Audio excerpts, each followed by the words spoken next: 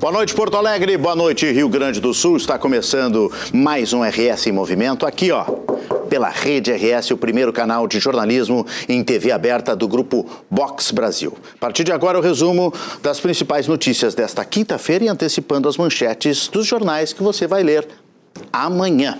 Vamos ver como é que está o final do dia lá fora, o final dessa quinta-feira, com as nossas câmeras ao vivo. Depois? Deixa para depois, porque o princípio... então tá, então vamos colocar, porque sempre é bonito ver... Olha aí os cartões postais do Rio Grande do Sul, a Catedral de Pedra de Canela, né, ponto turístico, na Serra Gaúcha, e final de tarde, início de noite, sempre ao vivo, temperatura lá em Canela, 8 graus. Nós vamos juntos até as 8 da noite, trazendo muito conteúdo para vocês. O destaque de hoje, aqui no RS em Movimento, é a visita do senador Hamilton Mourão, para falar dos principais assuntos ligados ao Estado e que são discutidos lá em Brasília, política, agronegócio e muitos outros assuntos. Mas antes de conversarmos com o senador, confira os destaques da edição desta quinta-feira.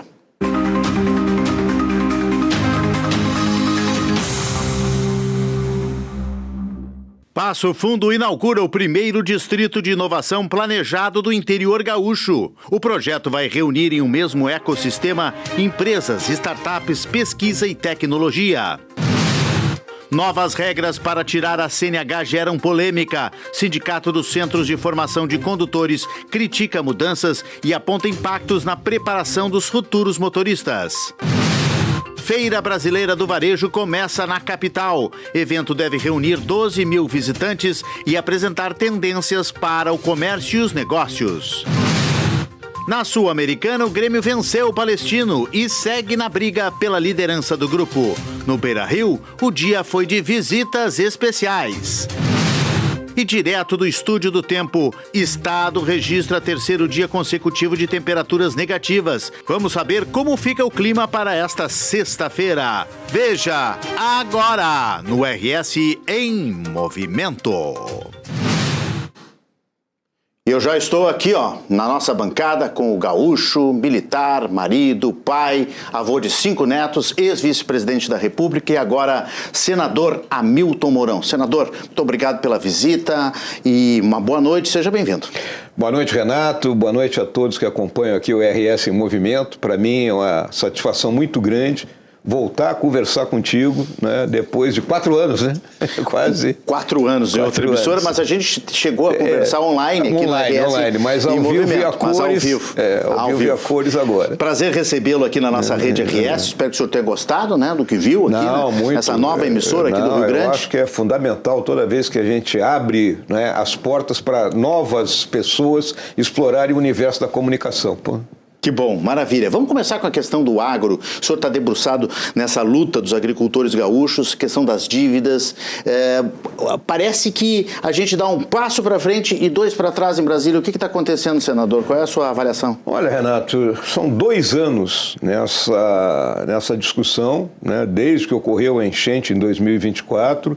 A enchente já ocorre na esteira daquela enchente que tinha havido em 23, no segundo semestre de 23, onde houve até 2 enchentes, mas não nas proporções bíblicas. Setembro e novembro lá no Vale do Taquari, exatamente, né, principalmente. E as secas, né? São 5 secas seguidas aí, e então uma quebra enorme da safra. Você junta nisso, né, a queda do preço das commodities, o aumento do preço dos insumos, ou seja, é aquilo que vem sendo chamado de uma tempestade perfeita no agro, e o nosso grupo de agropecuaristas está extremamente endividado. E nessa hora é o governo federal que tem que apresentar as condições para que os bancos, né, vamos dizer assim, refaçam essa dívida em condições pagáveis. E muito difícil tem sido essa discussão, porque o governo reluta, né? O governo, lamentavelmente, ele tem um viés anti-agro, que para mim é de uma burrice estonteante, porque é o setor da economia brasileira que mais inovou, que mais cresceu, ao longo dos últimos anos e é onde o país hoje se apresenta como mais competitivo no mercado internacional. E sempre que sai o PIB, quem garante é o agronegócio. Quem garante é o agro. E quando a gente quer falar de inovação, né, aqui no setor, nós estamos aqui no Tecnopuc, né, que é inovação pura. Então, quando você fala inovação no Brasil, a maior parte dos últimos anos foi agro. E aí o que acontece? O governo reluta em colocar os recursos necessários para que a gente consiga levar avante essa renegociação, principalmente na questão do prazo para o pagamento, do tempo de carência e agora o fator primordial, o juro. Né? O juro tem que ser subsidiado, né? Não pode continuar com o juro que o pessoal está pagando, 20%, 22%, né? Muito menos o juro real que nós temos hoje no Brasil, que está na faixa de 10%, essa turma tem que pagar um juro menor. Então a discussão está centrada nisso. Né? Nós ontem tivemos mais uma reunião na parte da tarde com o ministro da Fazenda e agora aguardamos, né, o novo round para tentar chegar a um acordo que seja benéfico para a nossa turma. Será que vai ter consenso para esse crédito até a próxima safra? Não, tem que ter. Pois é. Tem que ter, porque o Plano Safra está quase para ser lançado e o governo não pode lançar um Plano Safra que os atuais agricultores endividados não tenham condições de acessar. Imagina. Vai ser algo para inglês ver. Né? Então, vamos ver se a gente consegue, na próxima semana, que haja uma decisão a esse respeito e aí que se edite até mesmo uma medida provisória que tem validade imediata. Porque se for voltar para ser votado lá dentro do Senado, e aí vai voltar para a Câmara novamente para ser votado, nós vamos perder prazo nisso aí. O medo da equipe econômica do governo é o impacto fiscal dessas decisões. Impacto fiscal, mas você veja bem, né, Renato? O governo que coloca uma linha de 30 bilhões, nada contra aqui taxistas, o pessoal do Uber, bota 30 bilhões de reais para o pessoal comprar carro até 150 mil, por que ele não pode abrir uma linha de crédito com facilidades para a nossa turma que produz? Claro, claro. E o senhor, inclusive, apresentou um projeto de decreto legislativo para corrigir um vício de legalidade, que são as normas do Conselho Monetário Nacional, é isso? Sim, esse PDL era exatamente para que haja, né, vamos dizer assim, uma extensão do prazo para pagamento, porque tem gente que está com os prazos vencendo agora, então era para suspender tudo até que terminasse essa negociação. É outro dos pontos que nós estamos discutindo. Para tudo. Quando terminar essa negociação, volta a turma a ter que pagar o que tem que pagar. Senão o agricultor não vai ter saída nenhuma. Porque nós temos agricultor mudando de profissão aqui no Rio Grande do Sul, senador. Fora os suicídios, né, Renato? Fora isso. Fora os suicídios. Nós estamos com praticamente 40 pessoas aí que tiraram a própria vida, porque vamos lembrar, o povo gaúcho é um povo orgulhoso. E um homem, uma mulher que é trabalhadora do campo e que não consegue atravessar uma rua porque se sente, vamos dizer assim, envergonhado porque não paga suas dívidas, ele termina por tirar a própria vida.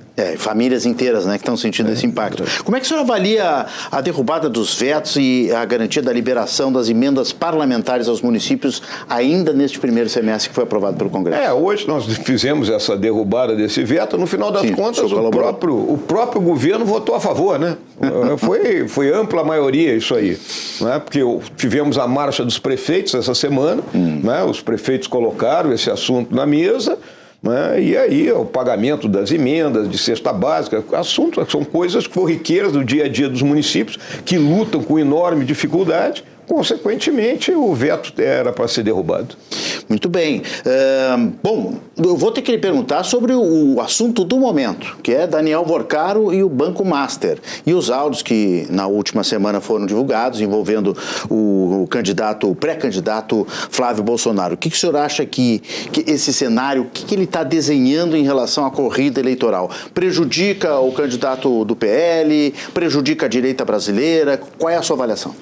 Na realidade, eu acompanhei, né, eu estava membro da CPI do crime organizado, né, e aí tomei conhecimento a fundo de toda, vamos dizer assim, a falcatrua produzida pelo Banco Master. O Banco Master, ele produziu dinheiro de fumaça, ele construiu um esquema de pirâmide, né, primeiro pagando um CDI muito acima daquilo que o mercado paga e usando o fundo garantidor, né, o FGC, né, como, vamos dizer, a sua cortina, né, como seu protetor.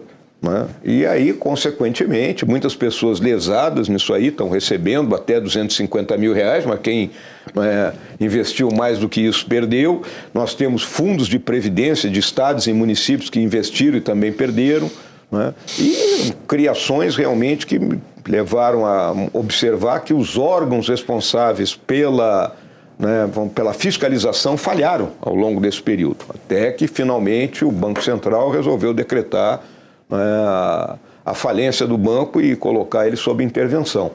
No caso específico aí do Flávio Bolsonaro, eu vejo que, em tese, ele pediu patrocínio para o filme lá sobre a vida do pai.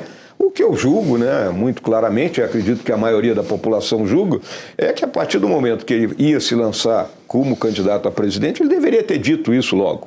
Olha, eu tenho um financiamento assim, assim, assado, que foi destinado para o filme do meu pai, evitaria, né, esse disse-me-disse e que, na realidade, vai ter uma influência aí na campanha, sim. Mas nós temos ainda 5 meses até a eleição, muita água vai rolar debaixo dessa ponte, na minha visão.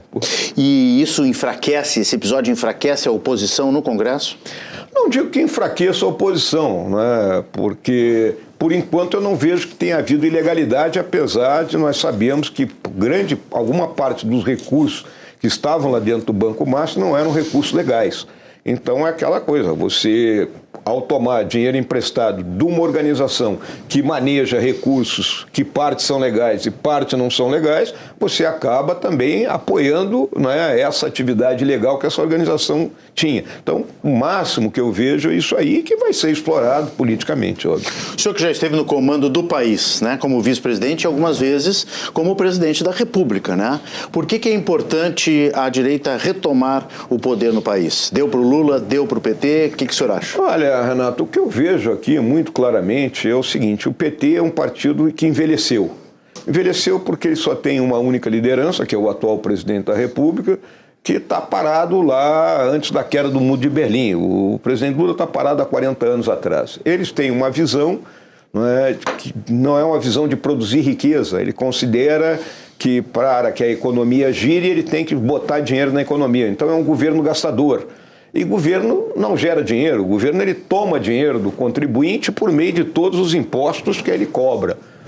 E, na realidade, ele tem que devolver isso que ele cobra em termos de segurança, de saúde, educação. E o que nós vemos é que eles construíram um estado de bem-estar social, ou seja, por meio de todos os programas sociais existentes e outros subsídios, sem que o país ficasse rico.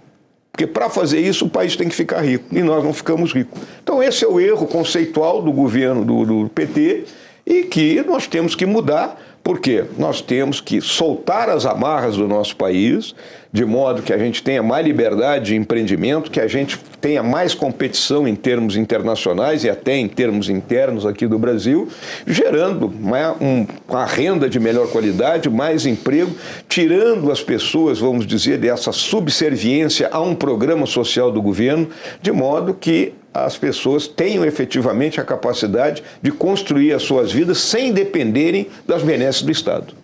Bom, e no Senado, o senhor permanece até 2030, mas tem 2 vagas que os gaúchos aqui vão renovar. O senador Reis e o senador Paim, a princípio, não são candidatos à reeleição. Qual é o perfil do candidato que a direita precisa emplacar nessas vagas, senador? Olha, em primeiro lugar, é um candidato comprometido com isso que eu falei aqui agora, né? Com projetos e com um pensamento liberal. Entendendo, o Estado tem que ser forte? Sim, o Estado tem que ser forte. E a fortaleza do Estado é ele fornecer segurança, fornecer saúde, fornecer a educação, mas não se intrometer na gestão econômica do Estado. A gestão econômica que ele tem colocado, o país, é criar as condições e ser um indutor do crescimento. Então tem que ser alguém comprometido com isso. E, por outro lado, alguém comprometido com uma verdadeira democracia. Hoje, o que está acontecendo aqui no nosso país? O acordo que foi feito ao final do período de presidentes militares, traduzido na Constituição de 88, esse acordo está fazendo água, porque os 3 poderes não se entendem mais. E nós temos um poder, que é o Poder Judiciário, que vem ultrapassando os seus limites. Então, o Senado é a única instituição capaz de dar um freio no Judiciário, leia-se STF. O senhor entrou no meu próximo assunto, eu queria falar um pouquinho mais de eleição, eu vou fazer mais uma pergunta sobre a eleição e depois eu quero falar um pouquinho sobre o STF e essa relação com o Poder Executivo. Como é que o senhor está observando de longe, lá de Brasília, a sua terra natal? A corrida eleitoral aqui também tem peças, né, de direita e esquerda bem definidas, né? Juliana Brizola, Luciano Zucco, será que vai ter terceira via no Rio Grande do Sul? Não, a terceira via hoje, né, na minha visão, é o candidato do governador do estado, né? Eu vejo o Gabriel Souza, né, como uma terceira via, é o partido dele, MDB, com apoio do partido do governador, PSD, né? A antiga turma do PSDB, que ainda existe aí, que era o antigo partido do governador. Então, nós temos aqui 3 candidatos muito bem definidos. Óbvio que 2, né, que, vamos dizer assim, replicam o polo nacional aqui dentro do estado, aparecem melhor posicionados. E nós somos apoiadores do pré-candidato Luciano Zucco, mas tem, como eu te disse, mesmo bastante tempo aí para, né, esses candidatos mostrarem realmente a que vieram e a população olhar e decidir o que é que julga melhor para o Estado. É que a corrida eleitoral esse ano acho que começou muito cedo, né? Começou ainda em 2025. Acho também. Acho que a corrida começou, isso é um desgaste para os pré-candidatos. Isso para um pouco o país, né? Para um pouco o país, é óbvio que para um pouco o país. O país está muito preso nessa discussão e aí eu falo aqui para as pessoas. Uma coisa que a gente tem que começar a entender é o seguinte: o adversário político não é inimigo. Todos nós somos brasileiros, todos nós somos gaúchos.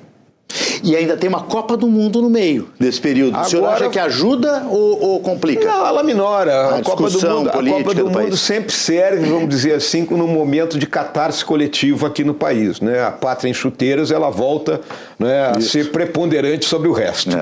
Serão 40 dias de trégua aí, né? De trégua. Na mesa de bar. Quando terminar a Copa, nós estaremos praticamente em cima das pré-convenções, das convenções. Exatamente. Das convenções. Exatamente, bem no período das convenções e das definições dos candidatos, né, dos seus partidos, das coligações. Agora todo mundo é pré. Enfim, exatamente. Bom, deixa eu então abordar a questão que o senhor mesmo puxou, que é a questão do STF. O Senado vem travando essa queda de braço, né, com o STF, muitas críticas de ambos os lados.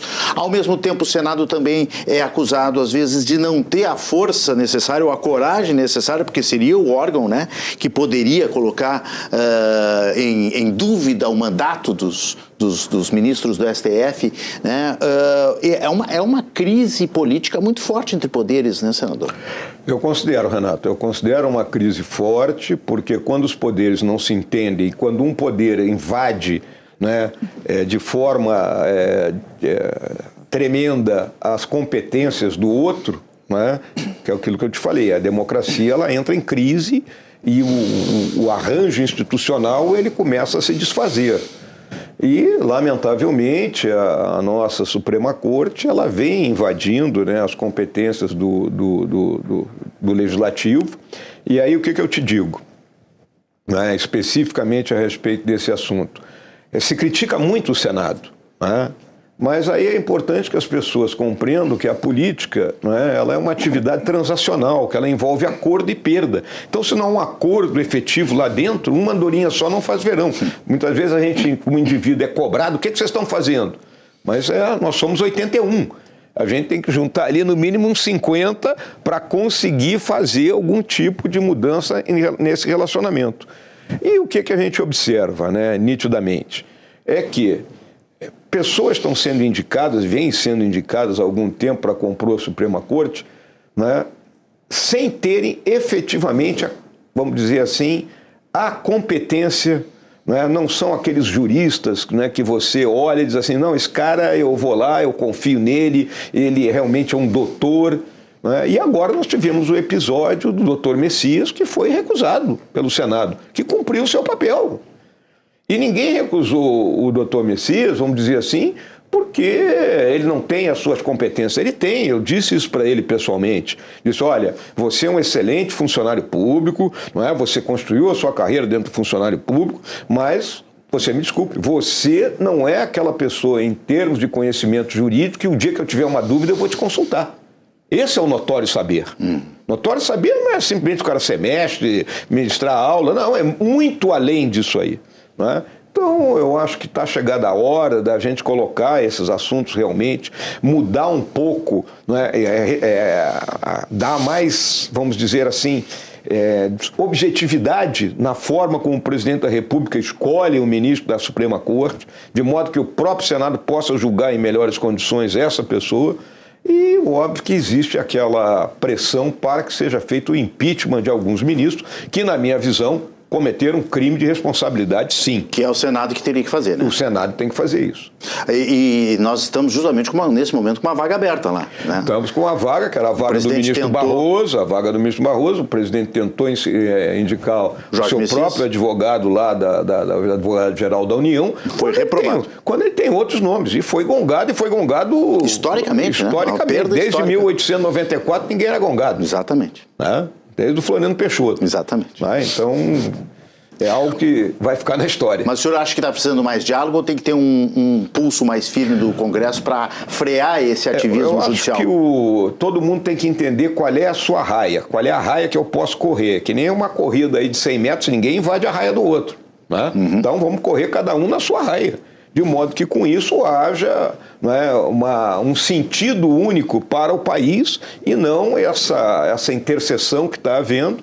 E nós tivemos casos emblemáticos agora, tanto na CPMI do INSS, na CPI do crime organizado que eu estava, onde uma interferência direta do Judiciário, nessa Suprema Corte, impedindo que a gente exercesse o nosso poder de investigação e fiscalização.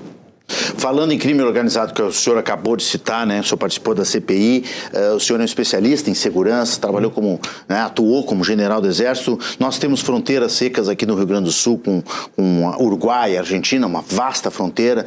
O Rio Grande do Sul e o país, como é que trabalham essa questão? Qual é a sua avaliação, né, sobre a segurança contra o aumento, né, e a invasão do crime organizado?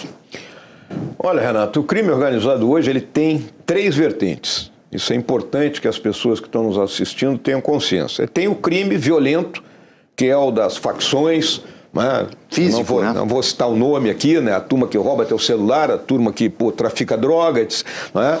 A turma que assalta banco, essas coisas assim. Opera dentro dos presídios. Opera dentro de presídio. Então esse é o crime violento, é uma vertente. Tem a outra vertente, que é o crime financeiro, né, que nós vimos agora no caso do Banco Master, né, que atua nessa área. Então está cheio de criminoso aí também. Né? E temos uma terceira vertente, que é o crime da fraude. Eu até mencionei há pouco aqui a questão de assalto a banco. Se lembrarem de algum assalto a banco nos últimos tempos, não vão conseguir se recordar. Porque onde é que é feito o assalto hoje? No instrumento que está na tua mão aí. No digital. É a fraude digital, né? E isso ocorre todo dia. Todo dia os bancos estão se defendendo. Então nós temos essas 3 vertentes que até se misturam. Claro. Você vê que no caso do Master tinha dinheiro do crime violento lá dentro. Não é? Nós temos o pessoal do contrabando de combustível, do que não paga imposto. Não é? Então tem tudo misturado nisso aí. E o que acontece? Tem que haver uma ação no mesmo nível, concertada do Estado brasileiro em todos os seus níveis. No nível do Executivo Federal, Estadual e Municipal. E o Executivo Federal tem que ser o coordenador disso aí. E há uma dificuldade de entender, principalmente por parte dos governos de esquerda, que isso hoje é um anseio da população e uma responsabilidade que o governo tem que assumir. Eu fiz a pergunta sobre a fronteira física para chegar justamente na questão da cibersegurança. Porque hoje o Brasil também vive uma vulnerabilidade dessa questão do roubo de dados, né? Nós estamos muito frágeis nesse sentido e os criminosos estão muito avançados, né? Hoje isso é no mundo inteiro, né, Renato? Sim, no mundo claro, inteiro. Claro. Então, nós temos, por exemplo, lá no Congresso, temos uma frente parlamentar da defesa cibernética, que é liderada pelo senador Esperidião Amin, nosso vizinho aqui de Santa Catarina. Né? Eu faço parte disso aí. Então, nós temos trabalhado, procurando dar, nós temos um marco legal para a defesa cibernética. Né? Então, o país vem se adaptando a isso, mas tem que ser cada vez mais, porque agora, com a inteligência artificial, essas ações vão ser cada vez maiores. Né? Mais rápido e mais profundo. Mas é uma questão de soberania nacional? É uma questão de soberania. É uma questão, porque se fala muito, se discute muito a questão de soberania, mas se você não consegue controlar, né, as coisas que ocorrem dentro do teu território, você não tem soberania. É a mesma questão. Nós não temos soberania física hoje sobre o nosso território. Existem parcelas do nosso território que estão ocupadas pelas facções criminosas. Né? E tem a questão dos ataques cibernéticos que ocorrem diariamente. Impressionante, né? A gente tá na mão justamente desse crime organizado, né? Que opera, como eu disse, né? Dentro dos presídios e trabalhando digitalmente hoje, de uma maneira Renata, muito forte. Hoje ninguém mais anda com dinheiro no bolso. Não tem mais. Tudo gira. O dinheiro hoje ele é virtual. Quase ele não tem carteira hoje, né, senador? Tu abrir a minha carteira aqui, tá vazia. Tá vazia. Tu leva o celular e acabou. Morreu o assunto. Porque tá aqui a identidade, tá aqui a habilitação, tá aqui o aplicativo do banco. Né? Se a gente perde isso aqui, perde a vida. Perde a vida. Um roubo de celular hoje a minha mulher fala que ela se pula do 10º andar. É uma grande baixa no patrimônio. Senador, 8 de janeiro, que continua sendo assunto tantos anos depois, né? Um debate intenso sobre a dosimetria, das penas aplicadas pelo STF. Como é que o senhor avalia essa situação? Olha, em primeiro lugar, o 8 de janeiro foi uma grande baderna, né? Querer classificar aqueles eventos do 8 de janeiro com uma tentativa de golpe de Estado é uma forçação de barra e que foi feito aquele julgamento, para mim, totalmente anômalo na Suprema Corte. A maioria das pessoas não era para ser julgada ali, o princípio do juiz natural não foi levado em consideração, não houve individualização das condutas, todo mundo foi colocado no mesmo pacote, condenado a penas absurdas, né? Tem os casos emblemáticos, como a Débora, do Batom, 14 anos, esse senhor agora aí de Santa Catarina, que contribuiu com um Pix de R$500 para o aluguel de um ônibus, também condenado a 14 anos. Então é um verdadeiro absurdo isso aí. E você tem o que ocorreu no final do nosso governo, com uma, vamos dizer assim, uma irresignação do nosso grupo em relação ao resultado eleitoral, mas não passou daquilo. Não houve nenhuma ação no sentido de derrubar poder. Aí se diz, não, queriam matar fulano, Beltrano. Isso nunca houve, afinal das contas. Houve troca de mensagem. Então nós temos aqui algo classificado como golpe que não passou de uma troca de mensagem e que hoje leva o presidente Bolsonaro a estar com uma pena de 27 anos de cadeia, o general Braga Neto com 26 anos, o general Heleno, um homem de quase 80 anos de idade, com 19 anos de cadeia e por aí afora. Então, para mim, um verdadeiro absurdo. Não se quer ouvir falar de anistia. Vamos lembrar que aqui tivemos uma luta armada entre os anos de 1968 e 1976. Né? Todas essas pessoas foram anistiadas devidamente e agora não quer se falar de anistia num momento em que não morreu ninguém. Não há mortes aí. Né? Então, se quer pacificar o país, nós temos que ter uma anistia. Hoje ela não é viável, né? Não se vê um acordo político para isso, se partiu por essa questão da dosimetria. Se vota isso dentro do Congresso por uma maioria absoluta, o presidente da República veta, porque para mim, outra falta de bom senso do presidente da República nisso aí, porque se ele quisesse efetivamente pacificar o país, ele teria saído por cima como estadista ao aprovar o projeto. Liquidaria o assunto, né? Liquidaria o assunto, né? E ele saía por cima. Da mesma forma que se ele concedesse, né, de imediato a questão da revisão das dívidas do nosso agro, ele também sairia por cima. Ele só sairia bem nisso aí. Mas parece que ele não compreende isso. E aí agora o ministro Alexandre de Moraes se advoga no direito, não, suspende tudo até que se julgue os processos aqui dentro, se essa lei vale, se não vale. Então, a vontade do povo, que foi expressa pelos seus representantes dentro do Congresso Nacional, termina não valendo nada. E a gente não consegue pacificar o país. Já que a anistia não é possível nesse momento, o senhor defende a revisão das penas, pelo menos? Defendo. Não? Essas penas são absurdas. Quando tu pega uma pessoa que comete um latrocínio, né, um homicídio qualificado, vai levar 9 anos de cadeia, e o presidente Bolsonaro está com 27 anos de vamos combinar, né, gente? Qual é a racionalidade nisso aí?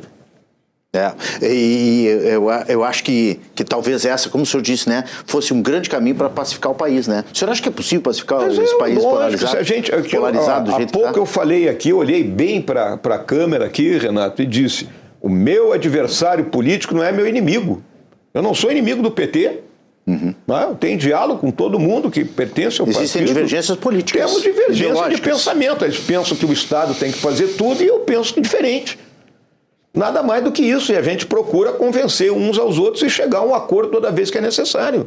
Então, o país não pode continuar a gente brigando uns com os outros como se fôssemos aqui, né, vamos dizer assim, inimigos por a morte. O pessoal está lembrando, nossa equipe aqui está lembrando que o Lula foi preso e ninguém tentou diminuir a pena, né? O Lula agora vale? Não, agora valeria? É uma boa pergunta, mas vamos lembrar qual foi a pena que o Lula recebeu. Foi de 9 anos, né? 9 anos. Ele recebeu 12 e depois foi reduzido para 9 lá no STJ. Teve uma e outra redução, coisa, teve uma o Lula foi natural. julgado na primeira instância, lá com o Moro, na segunda instância aqui no TRF4 e na terceira instância no STJ. Toda essa turma não teve o duplo grau de jurisdição, que é princípio básico do direito. Não tiveram. É verdade. Foram julgados direto, né? Por isso que eu dizia, só Deus para salvar. Pois é. Senador, o senhor está aqui no Rio Grande do Sul, matando um pouco da saudade também da sua terra, né? E antes do programa começar, tem alguns minutinhos que eu vou recuperar a nossa conversa aqui.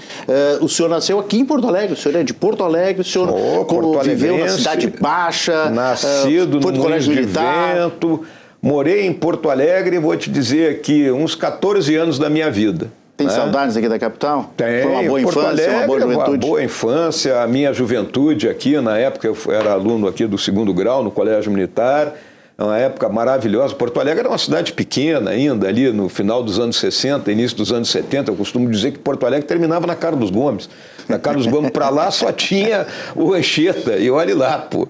Né? Era a época dos bares aqui, do Corujão, do Bonami, do Bate-Bate ali em Petrópolis, dos cinemas, do Cacique. Tem saudades dessa Porto Alegre? Muita saudade dessa Porto Alegre. Mais pacífica. Porto Alegre muito tranquilo, pacífica. Da inauguração do Beira-Rio, tive presente ali em 1969. 69, poxa vida. Na inauguração do Beira-Rio, saímos caminhando lá do Colégio Militar para ver o jogo. Mal tinha aterro ali, né? Não tinha aterro, não tinha nada ali. Uma faixinha de terra. Uma faixinha de terra, era outra cidade, outro mundo. Mais pacífica, quem mais sabe, mais pacífica. Tranquila. Ali, o centro da cidade, você tinha todos aqueles cinemas ali na Rua da Praia, tinha o São João, que era ali na Salgado Filho, Isso. o Vitória, ali na esquina da Andrade Neves. Pô, o senhor ia bastante ao cinema, então, hein? Muita matiné. Divertimento de guri, Saía do Colégio Militar e ia ao cinema. Divertimento de guri, pô. Coisa boa, né? Coisa boa. E o nosso Estado, o que está faltando para o nosso Estado, o nosso estado melhorar nos próximos anos? Nós temos que resolver o problema da dívida, que é uma carga tremenda que a gente tem. Porque o próximo governador assumirá vai assumir com a essa dívida carga, de volta, né? Com essa carga voltando. Temos problema de infraestrutura, né? Nossas estradas, né? Perdemos as ferrovias. Problema das hidrovias do Estado, que a gente não deslancha as hidrovias. Isso tudo encarece, né, a nossa produção, que é essencialmente uma produção agrícola. E a fuga de cérebro, senador? O Rio Grande do Sul perde nos últimos 10, 15 anos grandes nomes da ciência, da tecnologia, da educação. As pessoas estão indo para outros estados. O nosso vizinho, um vizinho aqui de cima, né, ele tem atraído muita gente para lá. Empresas também, né? Empresas também. Nós temos que, o Rio Grande do Sul tem que voltar a ocupar o seu lugar no concerto aqui dos estados brasileiros, né? Vamos lembrar que o Rio Grande do Sul é um estado de fronteira, é onde houve o choque da América Espanhola com a América Portuguesa. Nós temos uma tradição, nós temos uma história rica, né? E nós temos que voltar a fazer com que essa história valha, né? Ela não tem valido, né? Então nós temos que voltar que isso fique muito claro. Nós temos empreendedores aqui, temos empresas de ponta que estão fora trabalhando fora do Brasil, né? São empresas que exportam, que estão em outros continentes, né? Você pega aqui a Marco Polo, a Randon, né? Que tem, né? A Tramontina. Então nós temos aqui uma capacidade muito grande, temos esse polo metal mecânico, temos a nossa questão do agro. Agora, precisamos melhorar a nossa infraestrutura e também nos unirmos mais, né? Nos unirmos mais. Última pergunta que a redação está pedindo. O senhor tem um palpite para a Copa do Mundo? O Brasil chega lá? Neymar foi uma boa? Não, Neymar, eu acho que o Neymar já passou a época dele. Eu acho que já... Posso até morder a língua, né? Mas eu acho que o Neymar passou a época dele. Acho que foi pela grife, né, senador? Pela história do passado. A esperança que, né, ressuscite em algum momento aquele Neymar de tempos atrás. Mas eu espero, né, que o Brasil faça uma boa figura. Copa difícil, né? Os outros times são muito mais concentrados, né? Os nossos jogadores tudo jogam fora do Brasil, a maioria, né? Então é uma Tem muita seleção boa, né? São 48 esse ano. São 48. Não, são 64. 64 seleções? 64 seleções. 64? É a maior Copa do mundo. São 40 dias, 64 seleções. 64 seleções. Tem um jogo a mais agora aí. Vai torcer pelo Brasil, então. Sempre, pô. O Brasil até... Pô, eu sou da... Né, assisti, a de 58 eu tenho vaga memória, mas de 62, 70, né... Pô, todas elas estão aqui dentro do meu peito, pô. Grêmio e Inter, com quem fica? Não, tu sabe que eu sou flamenguista, né? Eu tenho essa, agora sai. Tu sabe que eu tenho esse problema. Mas aqui no Rio Grande do Sul eu deixo muito claro que eu sou Guarani de Bagé, né? Guarani de Bagé, onde passou também o senador Hamilton Mourão, saiu muito bem. Senador, muito obrigado pela presença aqui conosco na Rede RS mais uma vez. Obrigado pela entrevista, um grande abraço. Um grande abraço aí, Renato. Muito obrigado. Boa noite, senador Hamilton Mourão falando no RS em Movimento. As mudanças nas regras para a formação de novos motoristas continuam gerando debate entre os centros de formação de condutores e os órgãos responsáveis pelo trânsito. Em coletiva realizada na última quarta-feira, o presidente do Sindi-CFC-RS criticou a falta de clareza das novas normas. Apontou também impactos no mercado de trabalho e questionou as alterações nos critérios de avaliação para tirar a Carteira Nacional de Habilitação. Nós conferimos agora os principais pontos apresentados pela entidade na tela. O presidente da entidade confirmou aos jornalistas que há um descompasso entre órgãos e o governo federal. A insegurança jurídica que nós passamos nesse processo, ela tem sido o mesmo desafio que vocês têm, muitas vezes do lado da imprensa, nós também. E muito mais desafio ainda está para o cidadão, porque ele está perdido diante de uma possibilidade de realizar todo um curso de formação numa plataforma, a possibilidade de fazer dentro do Centro de Formação de Condutores, sendo que quem delega e quem estabelece esses critérios, essas regras, são os DETRANs, mas da mesma forma, quem está querendo controlar esse processo é o próprio governo federal através da Secretaria Nacional de Trânsito. Ou seja, o processo ele era muito partilhado, ou seja, a Secretaria, através do CONTRAN, fazem a norma, fazem a regra, o Departamento Estadual de Trânsito ajusta a regra e delega para o Centro de Formação de Condutores executarem. Hoje, nós estamos num momento dificílimo e eu vou te trazer um exemplo. Ontem, nós tivemos uma informação que já passaria a ser cobrado o exame toxicológico a partir do dia 16/5 no estado do Rio Grande do Sul para quem fizesse a primeira habilitação. Hoje, já temos um novo informativo dizendo não vai ser cobrado ainda neste momento. Então, nós que estamos lá na ponta e que fizemos o atendimento ao cidadão, nós passamos, às vezes, por um constrangimento enorme, porque essas regras ainda neste processo, elas não estão totalmente claras. Assim, de acordo com o Sindi-CFC, antes o Estado tinha 9.651 colaboradores, desde atendentes até diretores gerais. Com as mudanças na legislação, algumas funções foram extintas. É o caso dos diretores gerais e de ensino. A própria resolução ela eliminou. Hoje não tem mais a necessidade do diretor geral e não tem mais a necessidade do diretor de ensino. Inclusive, na própria resolução não existe mais esses cargos lá. Automaticamente, naturalmente, cada CFC do Rio Grande do Sul, somos 263 CFCs, cada CFC tinha no mínimo 2 pessoas, no mínimo um diretor geral, no mínimo um diretor de ensino. Esses diretores, hoje, o Departamento Estadual de Trânsito do Rio Grande do Sul ainda exige que se mantenha no mínimo um dos diretores. Então, os CFCs, na grande maioria, teve que desvincular ou geral ou de ensino. Então, isto já vem por conta da resolução. Além disso, nós temos também o curso teórico, que eram 45 horas de aula teórica, legislação, direção defensiva, primeiros socorros, meio ambiente e cidadania. Isto também foi eliminado do currículo escolar para esse futuro condutor. Naturalmente, também sobrou, então, o instrutor teórico na formação. Ou seja, desses 9.651 que nós tínhamos ao total, hoje nós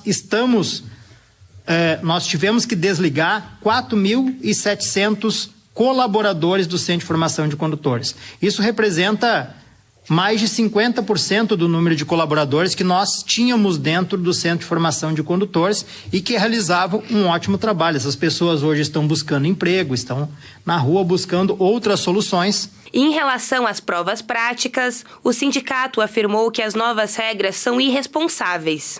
Quando vem uma normativa de tamanha falta de responsabilidade, como se apresenta, aonde diz que um condutor ele pode ser formado apenas com 2 horas de aula prática, e ainda se utiliza deste momento para dizer que nós não estamos dizendo que ele vai se habilitar com 2 aulas, ele pode fazer 2 aulas ou mais, nos parece que fica muito prejudicada a formação e a educação. E eu já vou chegar na prova onde você perguntou.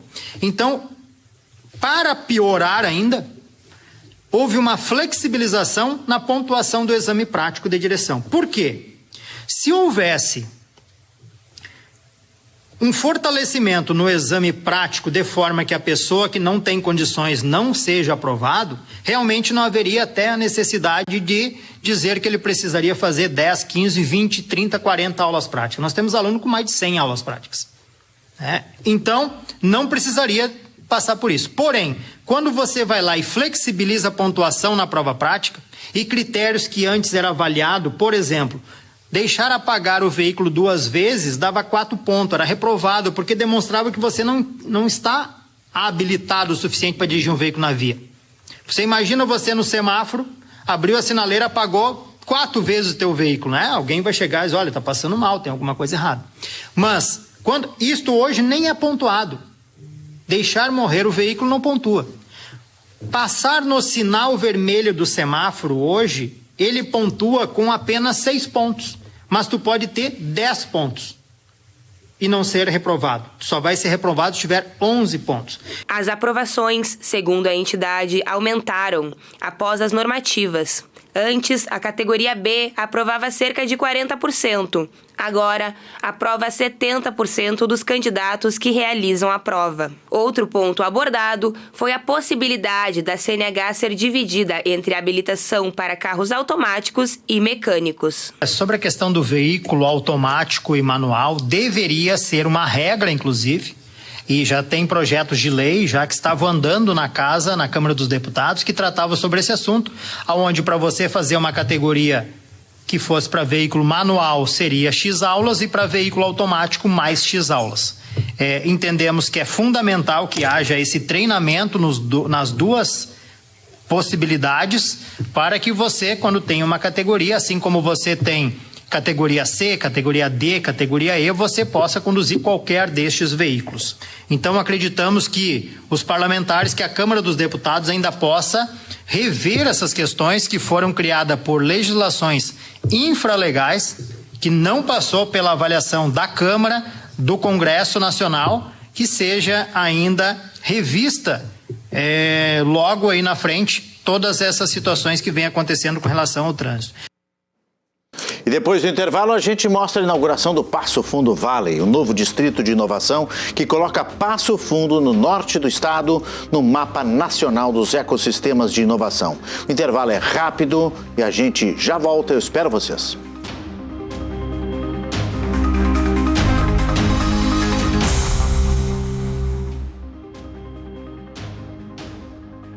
Estamos de volta com o RS em Movimento aqui na Rede RS, o primeiro canal de jornalismo em TV aberta do Grupo Box Brasil. Já estou aqui com meu colega Irineu Guarnier Filho, na bancada, que apresenta todos os dias o Ponto de Conexão, 9 horas da noite. Tudo bem, Irineu? Tudo bem, Renato. Boa noite. Seja bem-vindo, boa noite.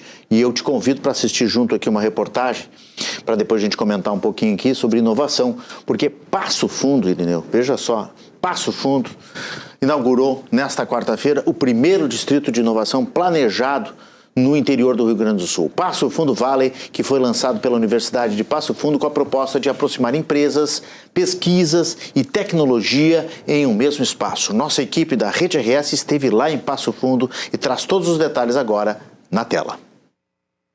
O novo complexo foi instalado no campus da Universidade de Passo Fundo e ocupa uma área de 10 hectares.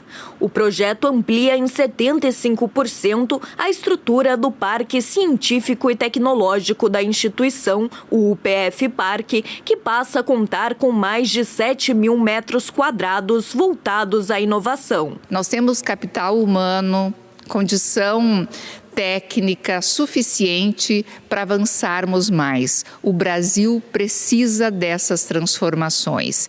E isso tudo que existe aqui na região de Passo Fundo, nas universidades comunitárias, nas instituições de ensino e pesquisa, com esse amálgama junto com a sociedade, faculta esse crescimento, faculta essa transformação. O Passo Fundo Valley foi criado para receber empresas de base tecnológica e centros de pesquisa e desenvolvimento.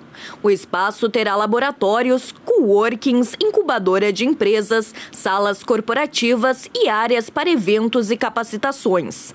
A proposta é integrar universidade, mercado e poder público em um mesmo ecossistema. Hoje são negócios da área da saúde, agronegócio, agroenergia, tecnologias, TICs, indústria criativa. Nós também temos uma área mista e nós também temos uma área para dar continuidade à expansão do parque. O investimento total foi de 13 milhões de reais. Deste valor, 10 milhões foram captados por meio da FINEP e outros 3 milhões representam a contrapartida da Fundação Universidade Passo Fundo. O principal diferencial do Passo Fundo Valley está no modelo criado para atrair as empresas. Quem se instalar no distrito poderá transformar até 75% do valor do aluguel em investimentos em pesquisa com a universidade. 34 lotes estão disponíveis e 4 empresas já demonstraram interesse no espaço. A Stara, indústria de máquinas agrícolas, assinou a carta de interesse em um dos lotes durante o evento de lançamento do Distrito de Inovação. A empresa já atuava dentro do UPF Parque, mas viu a oportunidade de expandir o espaço. Mais 1/3 hoje do nosso grupo de pesquisa e desenvolvimento da fábrica nasceu desse modelo dentro da UPF, e a nossa intenção hoje aqui de estar manifestando essa carta de intenções é para nós ampliarmos ainda mais essas atividades dentro da universidade, né? As empresas devem enxergar, né, esse movimento como uma oportunidade única de poder fazer inovação, de poder atrair mentes brilhantes para suas empresas, reter esses talentos dentro das empresas e criar negócio, criar PIB para a região. É uma relação de ganha-ganha. Ganham as empresas e ganham os estudantes, os professores, os pesquisadores, a ciência, ganha a sociedade de modo geral. A expectativa é que o Passo Fundo Valley amplie a geração de empregos qualificados nas áreas de tecnologia, pesquisa e inovação. O projeto também busca fortalecer a economia regional e consolidar a cidade de Passo Fundo como referência em desenvolvimento tecnológico no interior do estado. De uma universidade que chega aí a quase 60 anos, formando especialmente profissionais, né, em todas as áreas. Um dos grandes ativos de qualquer cidade hoje do Brasil ou do mundo é a formação humana, né? A preparação das pessoas que vão estar à frente de projetos, desenvolvendo inovação, tecnologia nas suas empresas e também nos espaços públicos, né? Por isso que a gente acredita muito nesse setor da inovação. Estamos fazendo a nossa parte com a criação da Secretaria de Inovação, do Pacto pela Inovação, que é um grande movimento que foi feito na nossa cidade para fomentar esse setor que gera oportunidade para todos. Sensacional, hein, Irineu? Que baita parque, né? E estrutura sensacional lá em Passo Fundo. Eu conheci a UPF alguns anos atrás, já fiquei muito impressionado com o que eles tinham lá na época. Agora vai praticamente dobrar a área ali do... Com 10 hectares desse distrito de inovação. Então, assim, né? A expansão vai ser muito grande. E eu acho que isso é muito importante, né, Renato? Durante muito tempo, a universidade, o mundo acadêmico esteve um pouco isolado da sociedade, da economia, da indústria, enfim, né? Hoje a gente vê uma interação muito maior, né, entre a universidade, o pensamento acadêmico e a sociedade.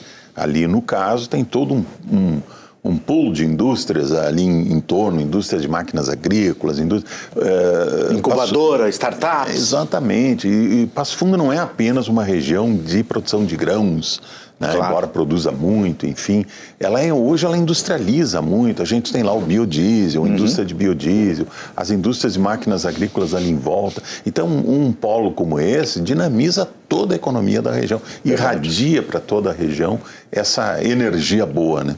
Não, eu acho, inclusive, que com esse distrito de inovação, Passo Fundo vai acabar atraindo não só empresas, mas como os profissionais. Tem gente que vai se mudar para ir para Passo Fundo trabalhar. Quanta gente vai trabalhar lá? Puxa sair vida, de Porto Alegre, de São ou até Paulo, de outros estados. De outros estados, né? A gente vive falando aqui, você falou agora há pouco aqui com o senador, da questão da evasão de cérebros, isso, né? A gente da tem fuga de talentos aqui tem no Rio Grande do lamentado tanto, né, que cientistas, enfim, estejam indo embora. Educadores até do país, quer dizer, isso é uma forma de reter esses cérebros e esses pesquisadores e esses talentos, né? Que a sociedade também investe para desenvolver isso. Né?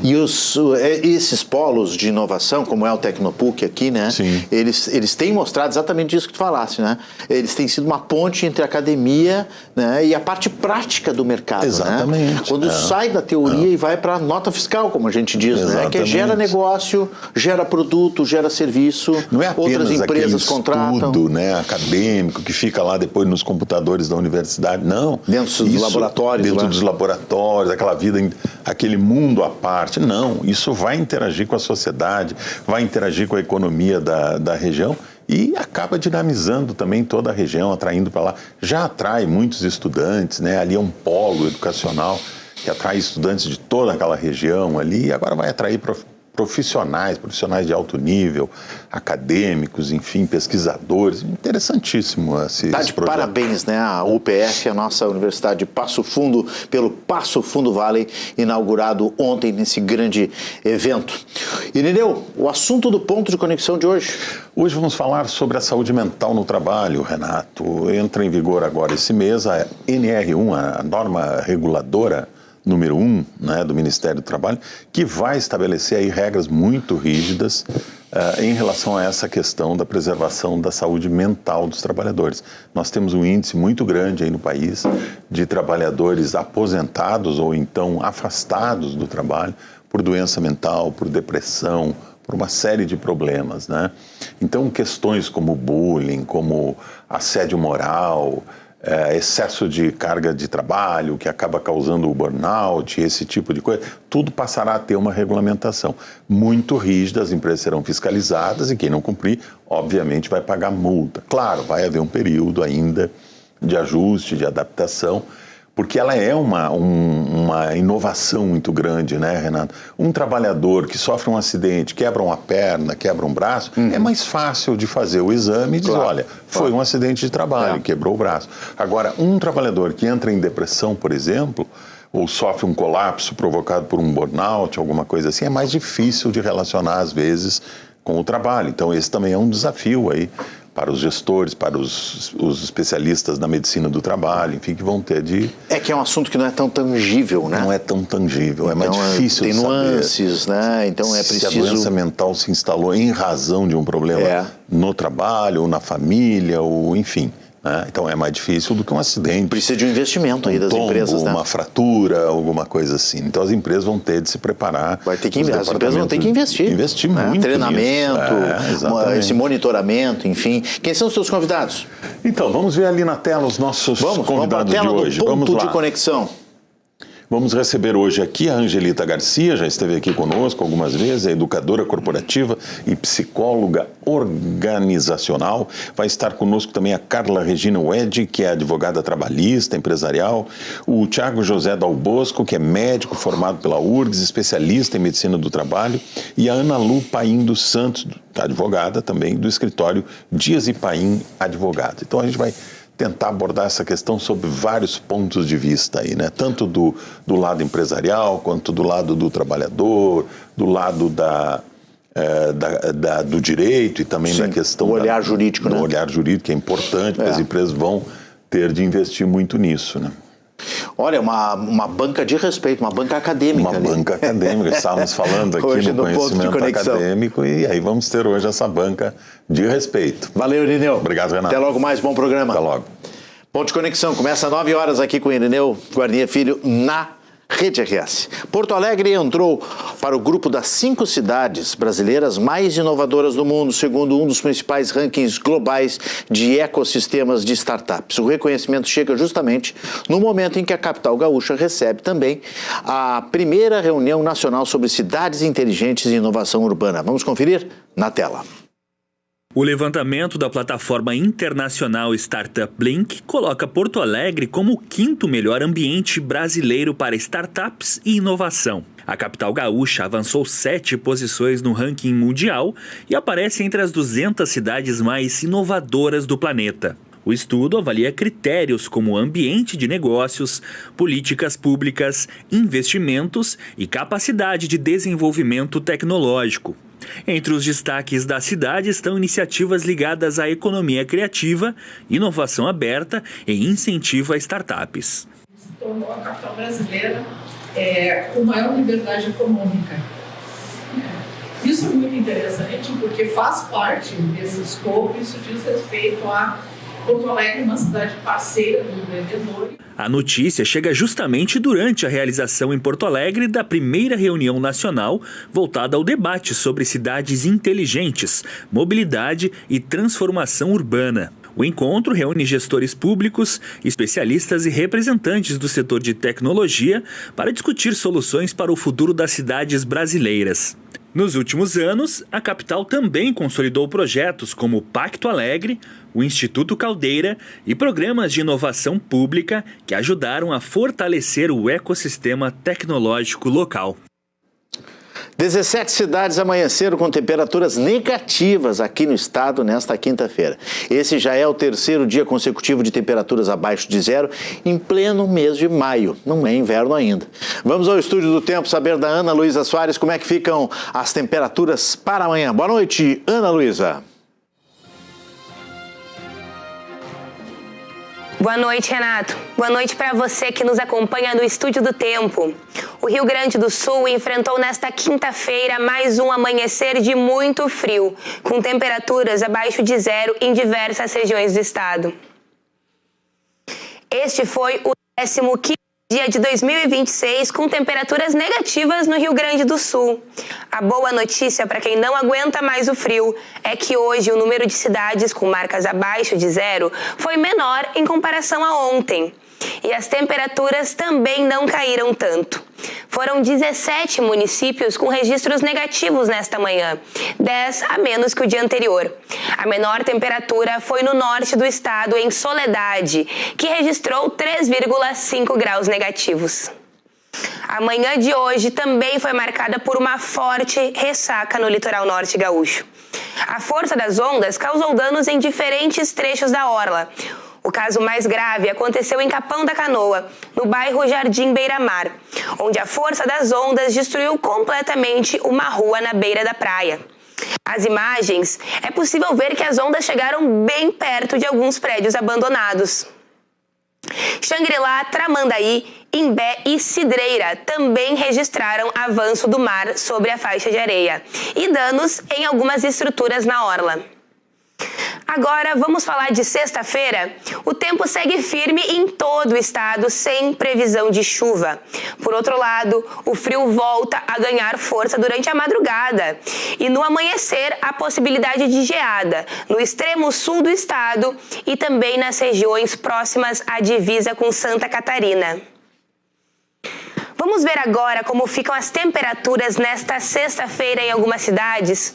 Começando por Chuí, no extremo sul do estado, onde a temperatura mínima deve ser de 5 graus e máxima de 16. Sol aparece entre nuvens.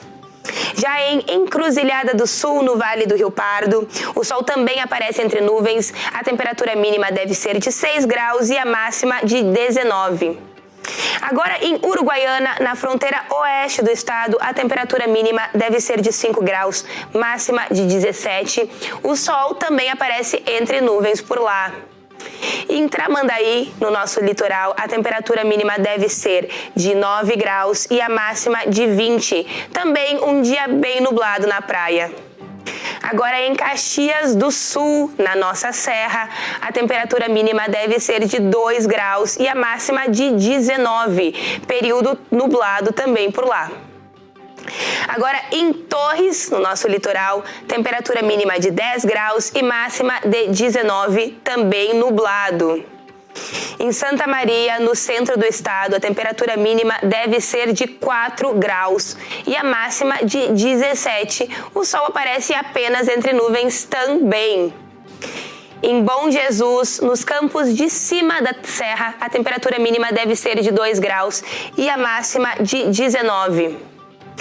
Em Iraí, no noroeste do estado, a temperatura mínima deve ser de 7 graus e a máxima de 16. O sol aparecendo entre nuvens.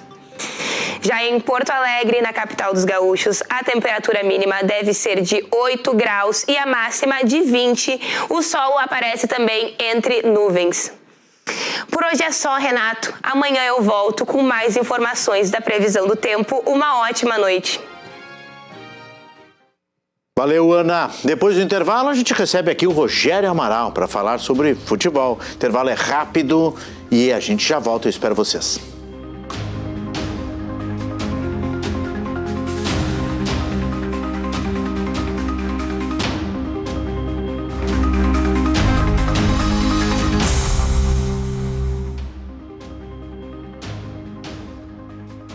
Estamos de volta com a RS em Movimento e agora é hora de futebol.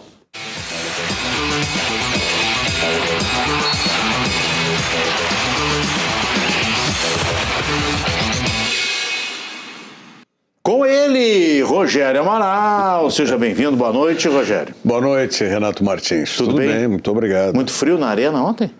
Um pouco. Menos até do que se imaginava. Do que habitualmente? Não, menos do que se imaginava. A gente imaginava que pelo dia que foi, pela temperatura e pelo pouco vento que tinha, nós teríamos uma temperatura, uma sensação térmica um pouco mais baixa. Mas os repórteres que estavam no campo... Aí sofreram um pouquinho. Nós outros que estávamos na cabine, não tinha tanto problema. Um pouco mais protegidos. Sofreram, mas acharam que não estava tão frio assim. Que bom. E a sensação térmica do Grêmio? Sim, alta. Altíssima. Vamos ver do Pavon especialmente, né? Vamos ver qual é a crônica do jogo. E o Rogério vai comentar depois. O Grêmio ganhou de 2-0 do Palestino. Na voz do Giovanni de Oliveira na tela. O Grêmio entrou em campo pressionado. Com o triunfo do Montevidéu City Torque sobre o Deportivo Riestra, apenas a vitória sobre o Palestino manteria o tricolor na luta pela primeira posição do Grupo F na Copa Sul-Americana. E o objetivo começou a ser alcançado logo no início do jogo, quando Pavon chutou de fora da área, o goleiro chileno espalmou e Braithwaite de peixinho marcou o gol tricolor, o quarto do dinamarquês nos últimos 5 jogos. Estou com sensação boa. Em todo esse tempo onde estava trabalhando, estava pensando nisso, visualizando que queria voltar fazendo gols como antes. Então não é casualidade, sempre estava trabalhando, então estou contente que agora o trabalho está pagando. Ainda no primeiro tempo, Gabriel Mack teve a chance de ampliar, mas chutou em cima do goleiro. Já na etapa complementar, Braithwaite recebeu o livre na área, mas a bola parou na trave. E quem não desperdiçou foi Pavon, que acertou um belo chute de fora da área para marcar 2-0. O Palestino ainda poderia ter descontado no final, mas Kahneman salvou em cima da linha. Final Grêmio 2, Palestino 0. Com o resultado, o Grêmio chegou a 10 pontos e tem a chance de tomar a liderança do Montevidéu City Torque na última rodada, marcada para terça-feira, às 7 da noite na Arena. O clima tá leve, né? O clima tá agradável para todos, todo mundo trabalhando bem focado para poder ser o primeiro colocado. E se Deus quiser, vamos sair com mais uma vitória. Concorda com o Luiz Eduardo? O clima está leve agora? O clima realmente está leve e o Luiz Eduardo é um desses exemplos. A gente pode dizer que esse clima ele é representado justamente por esse jovem. É um menino né, que entrou assim como outros. E é muito interessante isso me foi comentado por alguém de dentro do Grêmio, que eu me permito reservar o nome, porque não me foi autorizado, e que disse, olha, acontece algo interessante que muitas pessoas não estão se dando conta. Quando muitos jovens entram na equipe, quem dá sustentação para esses jovens são os jogadores mais veteranos, os mais cascudos, na expressão do futebol. E o que a gente está vendo hoje, pelo número de jovens que estão entrando no time, quem está dando essa sustentação são os jovens para os jogadores mais velhos. E é interessante isso realmente. E é isso que disse o Luiz Eduardo, esse menino, recém-chegado aí aos 18, 19 anos, é o que exemplifica o que está acontecendo realmente no vestiário do Grêmio. Por que não pensa, Renato, que não existe pressão? Claro. Pressão principalmente no que se critica, que o futebol praticado pelo Grêmio, que o técnico Luiz Castro não conseguiu implementar um bom futebol na equipe do Grêmio. Realmente, existem alguns problemas, por exemplo, o meio-campo ainda tem dificuldade na marcação, apesar de que o Grêmio não tem tomado gols nos últimos jogos, também se diga isso, mas na construção inicial também tem alguma dificuldade, mas são inúmeros jovens, o próprio Luiz Eduardo, o Vieri, que jogava de lateral, e veio para a posição dele como quarto zagueiro pelas mãos do técnico Luiz Castro. A lesão do Marlon obrigou que o Pedro Gabriel entrasse no jogo contra o Palmeiras, porque o reserva imediato do Marlon, o lateral Caio Paulista, do Palmeiras, estando emprestado para o Grêmio, não poderia jogar. Então entra o Pedro Gabriel numa fogueira, um menino. E vai bem, com personalidade, tanto que permanece hoje como titular e merecidamente. Aí você pega o próprio Gabriel Meck, depois de tantas tentativas do técnico Luiz Castro, é um menino que é fixado nessa posição, um meio atacante. Então, e principalmente no jogo de ontem, se viu um jogador que é muito criticado pelo torcedor gremista, mas é extremamente dedicado, e o torcedor gremista reconhece isso nele, mas que ontem teve uma noite que eu diria assim, uma noite de gala, porque ele participou indiretamente ou diretamente do primeiro gol do Grêmio, como nós vimos aí, o chute e o rebote do goleiro para o Braithwaite fazer o gol de cabeça. Depois nós vimos um lance no segundo tempo em que ele era lateral, o Pavon, não vamos esquecer disso, e ele faz uma jogada como se fosse ponta para dar um passe para o Braithwaite na área, que o Braithwaite conclui e a bola vai na trave.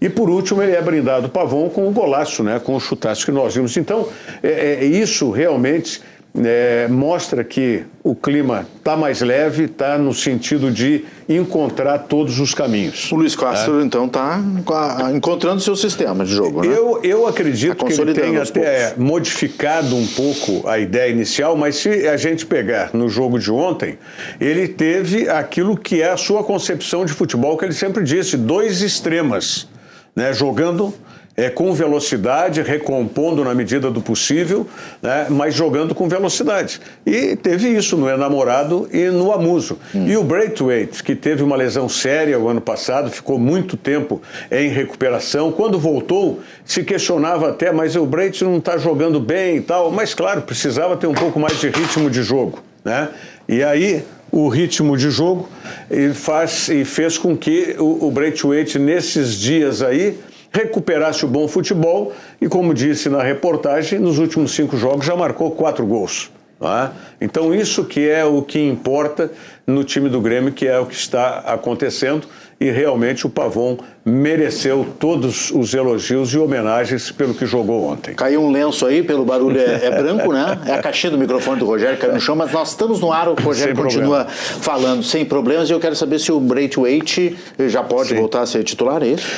Olha, ontem, inclusive, o técnico Luiz Castro promoveu depois a entrada do Carlos Vinícius, para justamente fazer uma dobradinha de ataque que pode acontecer contra o Santos na medida que o Gabriel Meck levou o 3º cartão amarelo e está suspenso. Não levou ontem, evidentemente, porque ontem era Sul-Americana, no jogo anterior do Grêmio contra o Bahia. Está suspenso, não pode jogar. Então, é uma possibilidade. Outra possibilidade seria a entrada do William, que já jogou também naquela posição. Ou ainda uma experiência que vem sendo feita pelo técnico Luiz Castro, que é a entrada de outro jovem, o Riquelme, que entrou ontem no jogo, entrou bem também o Riquelme. Ele é um jogador que, apesar de jovem, já tem um bom conceito tático. Isso é importante para o jogador jovem que está chegando no profissional. Então tem opções. tem opções aí para substituir. Pode ser o William, que seria uma substituição natural, pode ser Riquelme, né? Ou pode ser essa dobradinha de atacantes com o Braithwaite e o Carlos Vinícius. Muito bem, vamos para o Internacional. O que aconteceu lá no Conselho de Gestão? Olha, o Internacional hoje foi um dia também representativo. Nós vamos falar sobre isso em seguida aí, com visitas ilustres de ex-jogadores, ídolos do Internacional. Mas nós tivemos antes disso uma entrevista coletiva do vice-presidente do Conselho de Administração do Internacional, o Conselho de Gestão, né? O do Internacional é Conselho de Gestão, o do Grêmio que é Conselho de Administração. Eu, sinceramente, não sei o que muda, a não ser as palavras, mas tudo bem. O Vitor Grumberg, né, que já exerceu outros cargos na direção do Internacional, hoje é um dos integrantes do Conselho de Gestão, e ele deu uma entrevista abordando vários assuntos. Né? Entre esses assuntos, ele abordou a questão das finanças do Internacional, ele abordou a questão de contratações agora na janela que se abre na metade do ano, né? Se diz a janela para contratações, transferências de jogadores, e abordou também a questão das eleições do Internacional, não é? E que me parece que esse era o ponto principal da presença dele por uma entrevista coletiva. Vamos acompanhar aí alguns dos momentos das respostas do vice-presidente Vitor Grumberg do Internacional. Na tela. Está tudo em dia. Agora posso ampliar um pouco, né? Ano passado a gente teve dificuldade de cumprir com alguns vencimentos em relação à premiação, em relação a uma imagem que ela vinha sendo carregada, né? E nessa temporada, neste ano, nós fizemos um acerto para pagar este atrasado. Então há um parcelamento sim deste valor. Agora salário e imagem estão em dia. A gente não esconde as nossas dificuldades de fluxo de caixa, o endividamento do Internacional, que a gente vem trazendo à tona de forma recorrente. Tivemos sim uma redução do nosso endividamento no último ano, da ordem de 40 milhões, o que ainda é pouco, a gente sabe disso. A gente diz que vive enxugando o gelo, né? E essa é a realidade. O clube precisa de uma medida estruturante, a gente vai ter que conversar sobre isso, talvez no próximo triênio ou ainda dentro deste ano. Agora, os vencimentos dos atletas e dos profissionais do clube, dos funcionários estão em dia, e essa é a nossa prioridade número 1. Temos uma meta de venda, muitas vezes dita por vocês, uma meta ousada, um número alto, porém a gente vem cumprindo nos últimos exercícios essa meta, e não necessariamente tem que ser nessa janela. Agora, tem que ser dentro do exercício de 26 e teríamos que realizar essas vendas. Agora, falando especificamente da janela do meio do ano, é sim nosso interesse trazer algumas peças para qualificar o elenco. E como eu falei na primeira resposta, no perfil que a gente trouxe no início do ano, atletas que possam entrar, dar resposta, ter minutagem a nível de titularidade e possam acrescentar no nosso elenco. Não consigo falar de eleições agora. O meu objetivo aqui, junto ao departamento de futebol, junto à direção, é fazer esse terceiro ano do nosso mandato, terminar bem, entregar o clube melhor do que encontramos, sabendo das dificuldades. O período a gente sabe que vivemos um ano eleitoral, a disputa ela vai acontecer, é salutar, mas esse processo vai ser deflagrado pelo presidente do clube e não é o momento agora. Estamos a recém no primeiro semestre e nosso próximo objetivo são essas 2 partidas fora de casa. Como disse o Vitor Grumberg, né, o processo de sucessão eleitoral ele é deflagrado pelo presidente do clube, mas isso em caráter oficial, porque na realidade os pré-candidatos já estão se apresentando. Como é na política partidária, Renato, claro, também é na política clubística. Então nós já vimos aí o Aquino, o conselheiro Aquino, né, já se apresentando como um pré-candidato. Nós vimos também Roberto Melo, que já foi candidato em eleição anterior, também sendo comentado como um pré-candidato. Outros nomes já apareceram, mas a gestão não tinha colocado ainda em pauta um nome. E mesmo com essa ressalva que fez o vice-presidente Vitor Grumberg, é claro que no bojo dessa coletiva está a apresentação também do nome dele para ser um pré-candidato e sendo o candidato ou pré-candidato da sucessão do atual presidente Alessandro Barcelos. Claro. Então isso para mim fica muito claro. A questão da janela a gente sabe que é isso, é contratação que pode ser feita pelo Internacional, jogadores que podem sair, a gente sabe da questão também financeira do Internacional, a dificuldade, tal. Tudo isso fez parte do contexto, mas para mim no meu entendimento, era já a exposição daquele que é o nome mais forte hoje para ser o candidato à sucessão do presidente Alessandro Barcelos pela própria atual administração do clube. Muito bem, e as visitas? Visitas ilustres, né? Visitas ilustres no campo, né? Tivemos aí ídolos do Internacional, jogadores que conquistaram títulos pelo Internacional, como Rafael Sobis, o zagueiro Bolívar e o campeão mundial, não pelo Inter, mas pela seleção brasileira, grande goleiro, o Cláudio Tafarel. Vamos ver então no material da Ana Luísa Soares na tela. O dia foi de visitas no CT Parque Gigante. Enquanto treinavam para o duelo contra o Vitória no próximo sábado em Salvador, os jogadores do Inter eram observados por Tafarel, goleiro revelado pelo Colorado e tetracampeão do mundo pela seleção, além dos multicampeões com a camisa do Inter, Rafael Sobis e Bolívar. Os três foram presenteados com a nova camisa branca do clube. É isso aí, tá a foto ali aparecendo todos eles. Os ídolos do Inter. E teve mais um detalhe, como o goleiro Rocher está ainda machucado, não deve jogar contra o Vitória, o Antony é o titular, precisou-se trazer um goleiro da base para completar ali os trabalhos. Sabe quem é que apareceu? Apareceu o Francesco Becker.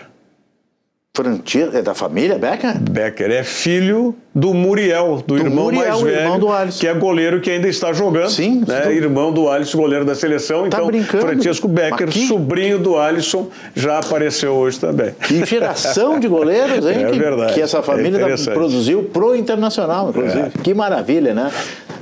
Não, o Muriel não chegou a jogar pelo Inter? Jogou também, sim, né? Jogou, né? Foi primeiro o Muriel, depois é que o Alisson né? Apareceu. Visitas campeãs, muito bom. Rogério, dá para subir o Everest? A gente consegue, será? Eu com certeza não. Não, eu também não. Só se for de helicóptero. Eu fico lá embaixo, banando, tomando chocolate quente.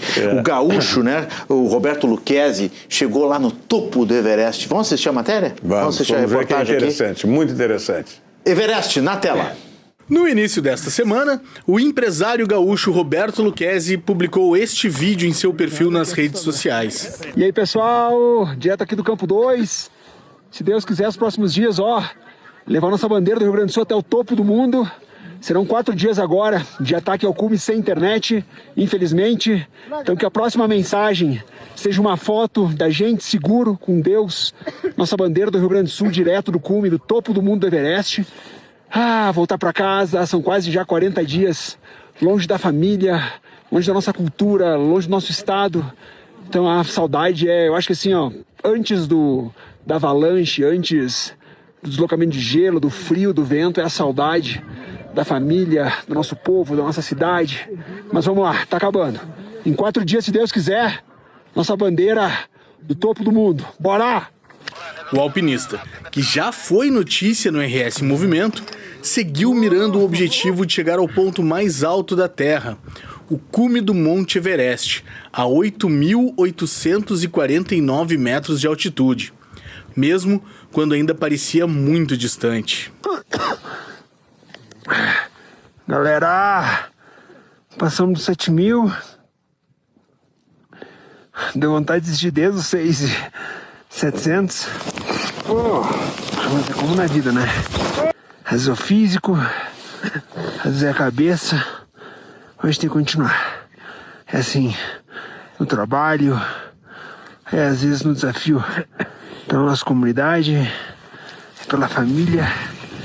Muito vento, muita neve, mas batemos 7.000. Bora! E para encarar o frio da montanha, claro que o mate estava junto. E na noite de quarta-feira, Lucchesi realizou o sonho e ergueu a bandeira gaúcha no topo do mundo. Que bacana, hein, Rogério? Sensacional. Sensacional. 46º brasileiro a completar o feito. Ele tentou 4 vezes, ele deu uma entrevista para nós aqui no RS Movimento, por isso que o Giovanni citou que ele já tinha falado aqui pra gente. Estava tentando e agora conseguiu, chegou no topo. É um desafio extremo, né? É um desafio extremo. E que bom que ele está bem, que ele chegou, porque, Giovanni, confirma, ele está bem, chegou, né? Voltou? Sim. Porque, assim, dizem que descer também é muito perigoso. Voltar. É a compressão, a pressão que você tem lá. Tá cansada já, né? É a situação, mal comparando com mergulho em profundidade, né? Que você não pode subir rapidamente. Exato. Então, o Roberto Lucchesi, que é empresário na cidade de Lajeado, completou aí essa missão, como ele mesmo disse. Chega um momento que se pensa em desistir, mas tem todo o esforço de quem ele representava ali, a sua família, a comunidade, os amigos. Muito legal. Parabéns ao Roberto Lucchesi, parabéns a Rogério Amaral, que não subiu o Everest, mas todos os dias nos brinda com a sua sabedoria, o seu talento. Esse é o carisma. Tá bom. É um Everest do dia a dia. Nós temos um Everest, nosso Everest todos os dias aqui. Tá bom, Renato. Até amanhã, Rogério. Até amanhã. Aquele abraço. A transformação do varejo diante das novas tecnologias está no centro de um dos maiores eventos do setor do país e que é realizado aqui em Porto Alegre, a Feira Brasileira do Varejo, que reúne empresários, especialistas e expositores para discutir tendências como inteligência artificial, vendas híbridas e o futuro do consumo. A repórter Cris Viegas esteve lá e nos traz todos os detalhes na tela. A Feira Brasileira do Varejo acontece no Centro de Eventos Fiergs e deve receber cerca de 12 mil visitantes até o fim da programação. O evento reúne aproximadamente 150 marcas e representantes de pelo menos 15 estados brasileiros. Entre os principais temas debatidos está a adaptação do comércio às novas tecnologias. Ferramentas de inteligência artificial, atendimento automatizado e integração entre vendas físicas e digitais aparecem como apostas para aproximar marcas e consumidores. É o que mostra a loja Tendência no estande do Sebrae, um dos realizadores da feira. A nossa intenção é trazer tendências tanto sensoriais quanto de tecnologia, mostrando que a gente juntar esses dois mundos é o equilíbrio perfeito para que a gente possa transmitir com maior segurança os nossos produtos e o propósito da marca. Uma das tendências apresentadas é o modelo de loja híbrida, que combina atendimento presencial com experiências digitais. Espaços para a criação de conteúdo e transmissões ao vivo voltadas ao comércio online também chamam a atenção dos visitantes. Segundo dados apresentados durante a feira, os consumidores têm buscado cada vez mais experiências personalizadas no momento da compra, o que pressiona o varejo a investir em inovação e relacionamento. A feira também funciona como um espaço de geração de negócios. Na edição passada, o evento movimentou mais de 50 milhões de reais em negociações. A expectativa dos organizadores é que esta seja a maior edição já realizada, consolidando Porto Alegre como um dos polos nacionais de inovação no setor varejista. Aqui dentro da FBV nós temos as rodadas de negócios, que em 2025 gerou mais de 53 milhões de negócios nos 3 dias de feira. Este ano a gente ampliou em quase 50% o número de rodadas de negócios. Então nossa expectativa é óbvio, né, de no mínimo subir 50% em relação a 2025, chegar em torno de 75 milhões, quem sabe 100 milhões em negócios gerados durante os 3 dias de feira aqui na FBV 2026. A programação segue até amanhã com palestras nacionais e internacionais sobre o comportamento do consumidor, inovação e transformação digital no comércio. O RS em Movimento fica por aqui. Desejo sorte, saúde e sucesso para você, esperando todo mundo amanhã, 6h30 da tarde, para o nosso Sextou aqui na Rede RS. Uma ótima noite, obrigado pela audiência.